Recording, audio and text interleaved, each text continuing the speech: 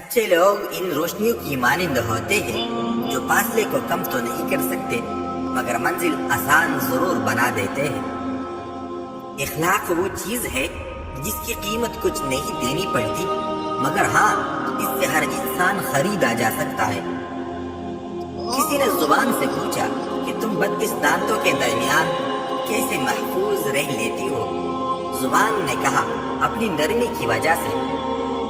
لہجے کی سختی دل کی سختی سے منسلک ہے۔ دل کی سختی اللہ تعالی سے دوری کی دلیل ہے، اور جو اللہ تعالی کا مقرب نہیں وہ مخلوق کا مقرب نہیں ہو سکتا۔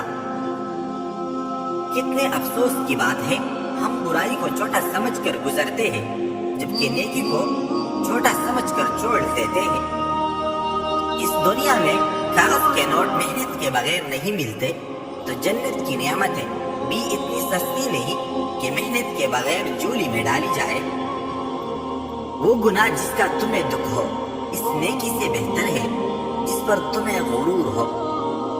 باپ کی باتیں غور سے سنو تاکہ دوسروں کی نہ سننی پڑے۔ اگر راستہ خوبصورت ہے تو معلوم کرو کس منزل کو جاتا ہے، لیکن اگر منزل خوبصورت ہے تو راستہ کی پرواہ نہ کرو۔